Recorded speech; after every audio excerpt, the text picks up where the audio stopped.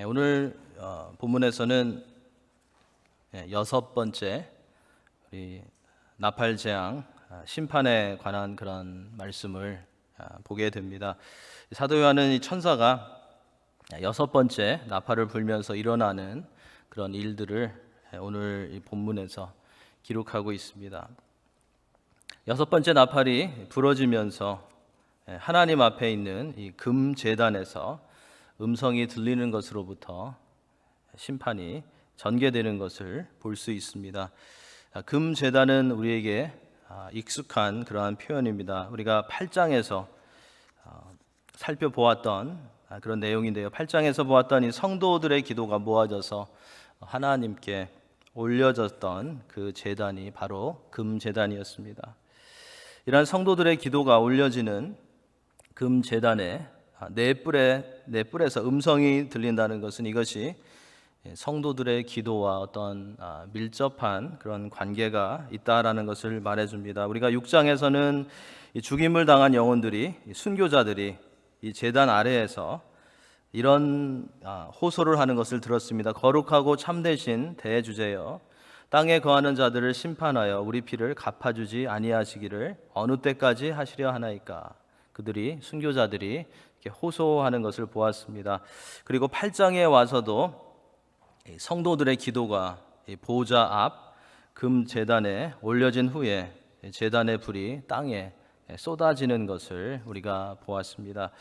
지금까지 보아왔던 이러한 이 내용들을 보면 오늘 이 본문에 나오는 금 제단에서 음성이 들려온 것은 성도들의 기도에 대한 그러한 응답으로 보입니다. 하나님께서는 순교자들과 성도들의 기도를 들으시고 그들의 호소를 들으시고 그들의 부르짖음에 응답하시는 것으로 이제 여섯 번째 나팔 심판을 진행시키시는 것을 볼 수가 있습니다. 지난 시간에 보았던 다섯째 나팔 이 재앙에서는 그 심판의 수단이 기억이 나시나요? 뭐였었죠? 무저강에서 올라온 황충이었죠. 그렇죠? 그래서 다섯째 나팔 재앙에서는 심판의 수단이 황충이었습니다. 무저강에서 올라온. 오늘 우리가 보고 있는 이 여섯 번째 나팔 재앙에서는 그 심판의 수단이 유브라데 강에서 풀려나는 네 천사인 것을 보게 됩니다. 14절 말씀입니다. 나팔 가진 여섯째 천사에게 말하기를 큰 강 유브라데에 결박한 네 천사를 놓아주라 하매. 이 여섯째 천사가 나팔을 불자 하나님의 주권 아래에 유브라데 강에서 결박되어 있던 이 네 천사가 놓이면서 심판이 시작되는 것을 보게 됩니다. 7장 1절에 보면 오늘 본문에 등장하는 이 네 천사와 비슷한 또 다른 그런 네 천사가 땅 네 모퉁이에서 바람을 붙잡고 있는 그런 장면이 나옵니다. 그래서 많은 사람들은 이 14절에 나오는 천사는 자연을 다스리는 권세를 받아서 하나님의 심판을 집행하는 7장에 나오는 선한 천사, 좋은 천사, 어떤 선한 세력이라고 그렇게들 생각하기도 합니다. 그런데 결박한 네 천사를 풀어주라, 놓아주라라는 이 14절에 나오는 표현을 보면 이 천사는, 오늘 본문에 나오는 이 천사는 선한 천사이거나 어떤 선한 영향력을 가지고 있는 그런 천사가 아니라는 것을 우리는 알 수 있습니다. 선한 천사나 세력이면 묶여 있을 필요가 없기 때문입니다. 결박되어 있다라는 이 표현에 어울리지 않기 때문입니다. 그래서 여기서 말씀하는 이 결박한 네 천사는 하나님께서 세상을 심판하기 위해서 준비해 놓고 결박해 놓으신 어떤 악한 천사나 또 악한 그런 세력들을 말하는 것임을 우리는 알 수 있습니다. 그리고 큰 강 유브라데라는 이 표현은 역사상의 그 수많은 전쟁이 시작된 그런 곳이었습니다. 그리고 구약 성경에서는 주로 하나님의 심판을 나타내는 그런 표현으로 사용되어지고 있습니다. 이사야서나 에레미야서에 보면 주로 이 큰 강 유브라데라는 이 표현이 심판과 연결되어서 사용되어지고 있습니다. 몇 가지만 예를 들어보겠습니다. 에레미야서 46장 10절에는 이런 말씀이 있습니다. 그날은 주 만군의 여호와께서 그의 대적에게 원수 갚는 보복이리라. 칼이 배부르게 삼키며 그들의 피를 넘치도록 마시리니 주 만군의 여호와께서 북쪽 유브라데 강가에서 희생 제물을 받으실 것이미로다. 애굽의 파멸에 대해서 말씀하시면서 북쪽 유브라데 강가에서 희생 제물을 받으실 것이라고 그렇게 말씀하십니다. 에레미야서 51장에 가보겠습니다. 에레미야서 51장 60절부터 64절에서도 바벨론을 향한 그런 하나님의 심판을 언급하면서 유브라데 강이 언급이 됩니다. 에레미야가 바벨론에 닥칠 모든 재난 곧 바벨론에 대하여 기록한 이 모든 말씀을 한 책에 기록하고 스라야에게 말하기를 너는 바벨론에 이르거든 삼가 이 모든 말씀을 읽고 말하기를 여호와여 주께서 이곳에 대하여 말씀하시기를 이 땅을 멸하여 사람이나 짐승이 거기에 살지 못하게 하고 영원한 폐허가 되리라 하셨나이다 하라 하니라. 너는 이 책 읽기를 다한 후에 책에 돌을 매어 유브라데 강 속에 던지며 말하기를 바벨론이 나의 재난 때문에 이같이 몰락하여 다시 일어서지 못하리니 그들이 피폐하리라 하라 하니라. 에레미야의 말이 이에 끝나니라. 이 예언대로 바벨론은 BC 539년에 바사 고레스에 의해서 사라지게 됩니다. 여기에서도 유브라데 강이 심판에 관한 그런 말씀으로 연결되는 것을 볼 수 있습니다. 역사상으로도 이스라엘이 범죄했을 때 하나님께서는 유브라데 강 그 중심으로 해서 그 주변에 있는 나라들을 통해서 이스라엘을 침공하게 하셨습니다. 아수르나 바벨론이나 메다 또 메데 파사 등을 사용하셔서 이스라엘을 징계하시고 심판하셨습니다. 이런 구약에 나오는 이 배경들을 보면 큰 강 유브라데에 결박한 이 네 천사는 종말적인 큰 심판을 위해서 하나님께서 사용하시는 거대하고 강한 어떤 세력들이라는 것을, 어떤 존재들이라는 것을 우리는 알 수 있습니다. 이제 결박에서 풀려난 네 천사가 활동을 하는 장면이 15절 말씀에서부터 나옵니다. 근데 먼저 년, 월, 일, 시가 여기에서 언급되고 있습니다. 왜 여기서 연, 월, 일, 시가 갑자기 언급이 될까요? 그것은 이 여섯 번째 나팔 심판도 철저한 하나님의 주권 아래에서 진행된다라는 것을 보여주려고 한 것입니다. 연, 월, 일, 시는 어떤 시기를 가리키는 것인데 여기에서 강조점은 하나님께서 심판을 하시기로 정해 놓으신 바로 그때에만 심판이 이루어진다라는 것을 보여주고 있는 것입니다. 여기서 우리가 기억해야 할 것은 주님이 재림하시는 때도 그렇고요. 또 이러한 하나님께서 심판하시는 연월일 시기는 우리가 정확히 알 수 없고 하나님께서만 정확히 알고 계시다는 것입니다.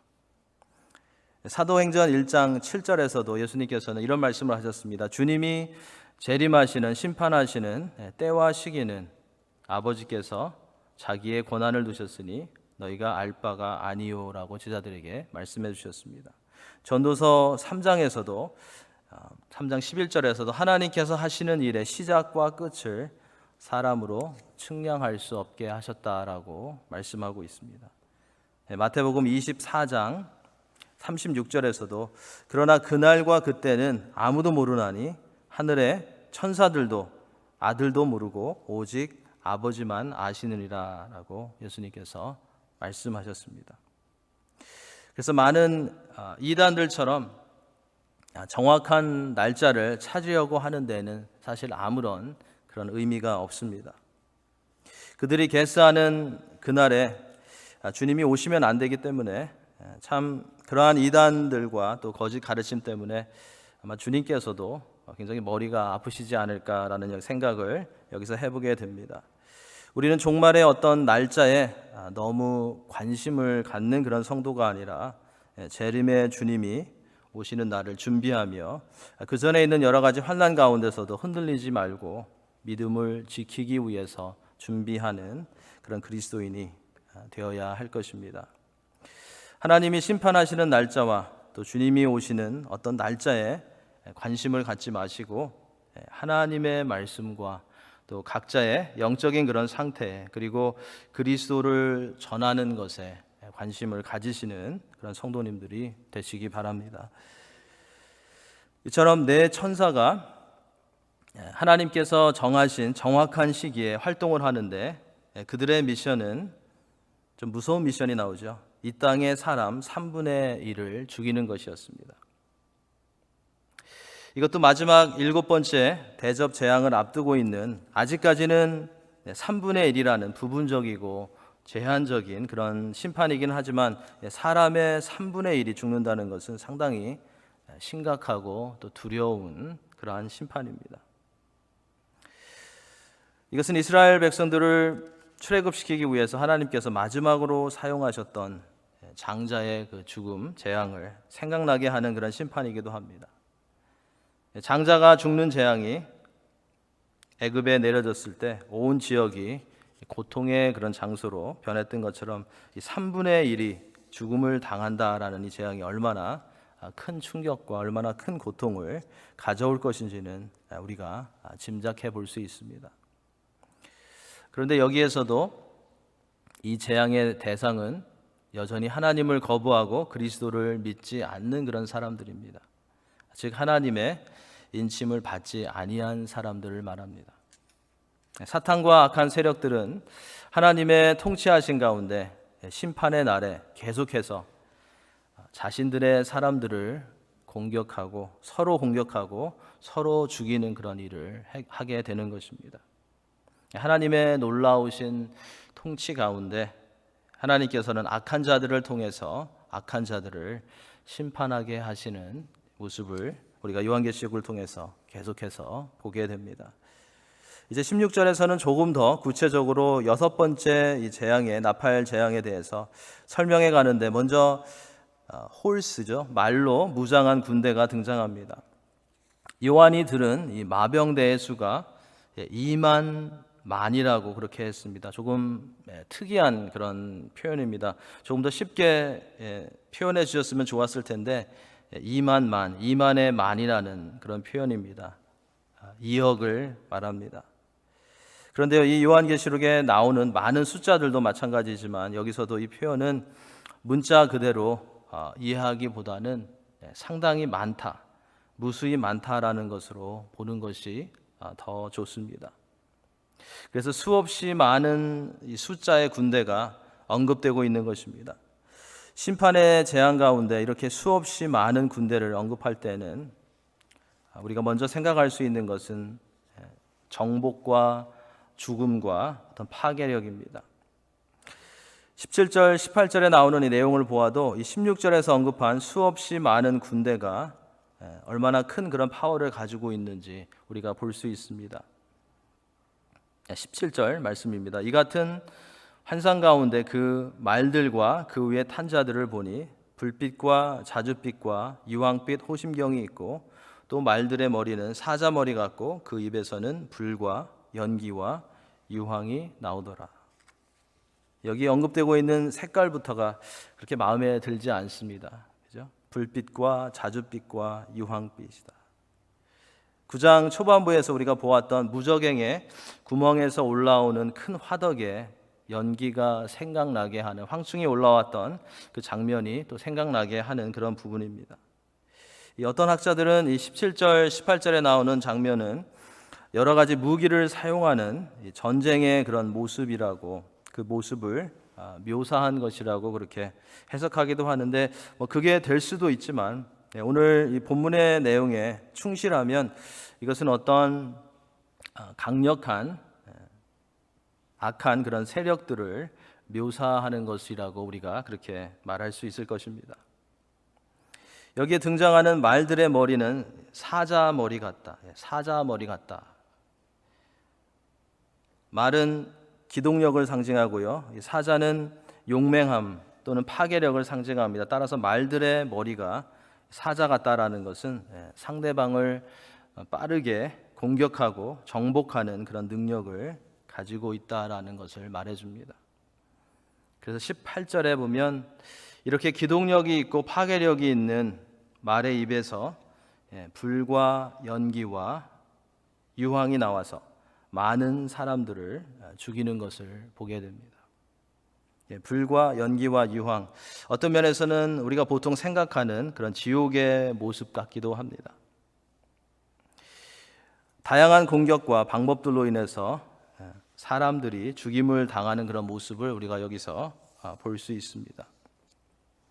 우리가 지난주에 살펴보았던 이 5번째 나팔 재앙에서 등장한 황충은 사람들을 괴롭게만 하는 그런 권세를 받았었는데, 오늘 보고 있는 이 6번째 나팔 재앙에서 말로 무장한 이 마병대는 이제 사람들을 실제로 죽이는 그런 권세를 받았던 것입니다.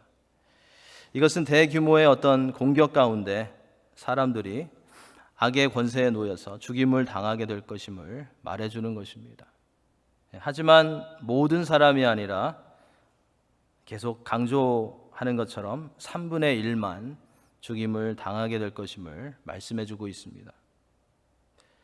만약 하나님께서 리밋을 두지 않으셨다면 더 많은 사람들이 죽었겠지만, 하나님이 허락하시는 범위 내에서 3분의 1만 죽임을 당하게 되는 것입니다.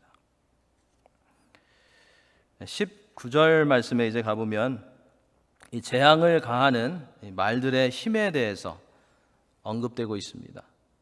말들의 힘은 입과 꼬리에 있다라고 말합니다. 그런데 이미 17절, 18절에서 이 불과 연기와 유황으로 표현된 이 말들의 입에 대해서 설명이 있었습니다. 그래서 19절에서는 이 말의 꼬리에 이 초점을 맞추는 것을 우리가 보게 됩니다. 꼬리는 뱀 같고 또 꼬리에 머리가 있어 이것으로 해하더라라고 했습니다.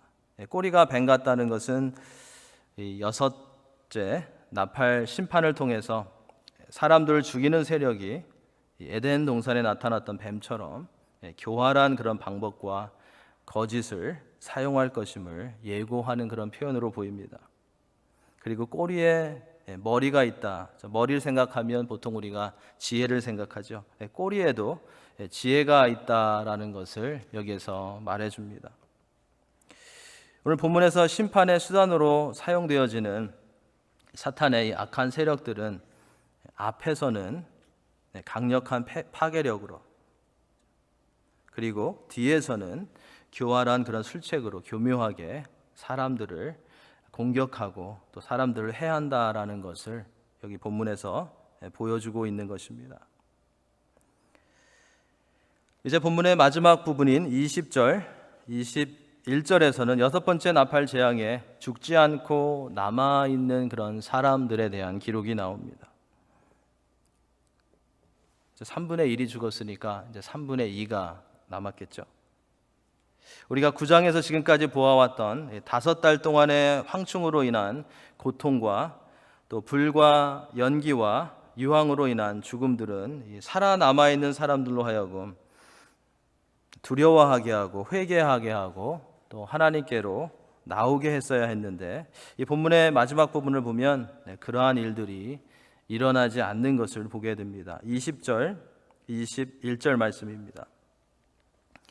이 재앙에 죽지 않고 남은 사람들은 손으로 행한 일을 회개하지 아니하고 오히려 여러 귀신과 또는 보거나 듣거나 다니거나 하지 못하는 금, 은, 동과 목석의 우상에게 절하고 또 그 살인과 복술과 음행과 도둑질을 회개하지 아니하더라라고 말씀하고 있습니다. 오늘 우리가 보고 있는 이 9장 말씀에서 우리를 참으로 놀라게 하는 것은 하나님의 심판이 아니라 하나님의 무서운 심판 가운데서도 사람들이 죄를 고집하고 있다는 것입니다. 굉장히 놀랍게 생각이 되어집니다. 하나님의 무서운 심판 가운데서도 사람들이 계속해서 죄를 고집하고 있습니다. 하나님이 재앙을 통해서 심판을 하고 계시는 바로 그 가운데서도, 심판이 진행되고 있는 가운데서도 그들은 계속 죄의 길로 걸어가고 있다는 것입니다. 여섯 번째 나팔 재앙에 죽지 않고 남아있는 3분의 2의 사람들은 혹독한 그런 하나님의 심판의 재앙을 겪었으면서도, 그것을 다 보았으면서도 회개하지 아니하고 여전히 그들이 하던 대로 우상을 숭배하고 악한 일들을 버리지 않습니다. 심판의 재앙 속에서도 혼자만 하는 것이 아니라 공개적으로 그리고 적극적으로 여러 가지 우상을 만들어서 숭배하고 각종 죄악에 빠져버리게 되는 것을 우리가 여기서 보게 됩니다. 이 말세에는 사람들이 신이나 종교에 대해서 많은 관심을 가질 것이지만, 많은 이들은 자신들이 만들어 놓은, 또 자신들이 성취해 놓은 어떤 것을 섬길 것이고, 또 유일하신 하나님이 아닌 다른 우상들을 섬기는데 열심을 낼 것임을 우리는 이 말씀을 통해서 볼 수 있습니다. 하나님께서는 네 번째 나팔 재앙과 다섯 번째 나팔 재앙 후에도 앞으로 다가오는 하나님의 재앙을 예고함으로써 사람들에게 기회를 주면서 계속해서 회개를 촉구하십니다. 그런데 사람들은 그러한 하나님의 긍휼히 여기심을 무시한 채 자기 마음대로 행했던 것입니다.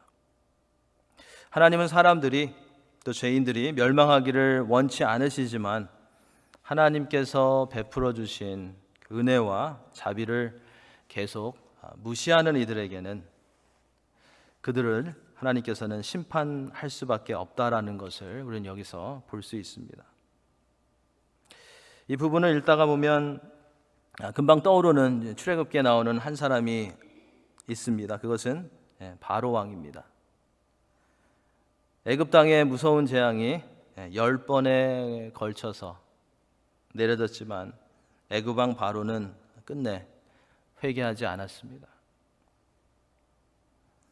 마지막 재앙을 통해서 이스라엘 백성들을 보내기는 했지만 그것도 잠시뿐이었고, 또다시 마음이 바뀌어서 이스라엘 백성들을 추격했습니다. 이러한 20절, 21절 말씀은 말세를 살아가는 사람들의 마음이 얼마나 완고하고 강팍할 것인지를 우리에게 보여주는 그런 말씀입니다. 자신들의 죄악으로 인해서 하나님께 심판을 받고 있으면서도 그 죄악을 그치지 않고 더 적극적으로 하나님을 대적하며 죄 가운데서 머물러 있고 떠나지 않는 이들의 모습은 그들의 마음의 눈이 어두움에 사로잡혀 있음을 보여주는 것입니다. 이것은 칼빈이 가르쳤던, 여러분들 튤립 다 아시죠? 교리 튤립 중에서 토롤 디프레브리를, 인간은 완전히 타락했다라는 것을 보여주는 그러한 모습이기도 합니다. 우리에게 하나님의 은혜가 필요하다라는 것을 보여주는 그러한 모습입니다. 우리가 말세에 잊지 말고 꼭 기도해야 하는 중요한 기도 제목 중에 하나는 성령께서 사람들의 마음과 영적인 눈을 열어주시도록 구하는 것입니다.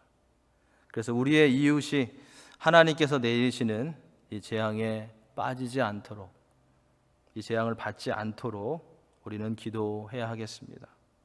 그리고 우리의 영적인 눈도, 우리의 마음의 눈도 어두워지지 않도록 성령께서 항상 밝혀달라고 기도하는 것을 우리는 잊지 말아야 하겠습니다.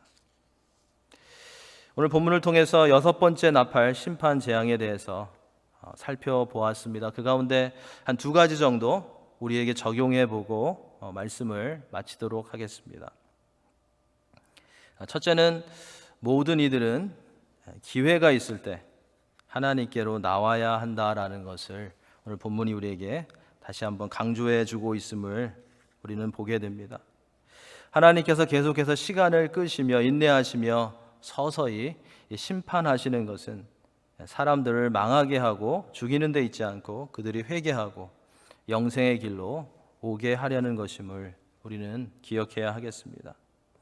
이 본문에 나오는 여섯 번째 나팔 심판이 하나님께서 부분적으로 심판을 허락하시고 회개할 수 있도록 하시는 마지막 그런 기회입니다.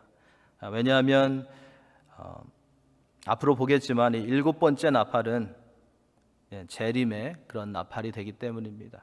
더 이상 기회가 주어지지 않습니다. 그래서 사람들은 기회가 있을 때 하나님께로 나와야 하고, 우리들도 기회가 있을 때 그리스도를 전해야 하는 것입니다. 왜냐하면 기회가 더 이상 주어지지 않는 때가 반드시 오기 때문입니다. 우리 주위에서 이러한 주님께서 주시는 기회가 아직 있을 때 내가 구원을 위해서 기도해야 하고 또 복음을 전해야 하는 사람은 누구인지 한번 생각해 보시고, 그들을 위해서, 그리고 하나님께서 좋은 그런 기회들을 주시도록 기도하실 수 있는, 또 그렇게 기도하시는 그런 성도님들이 되시기를 부탁드립니다.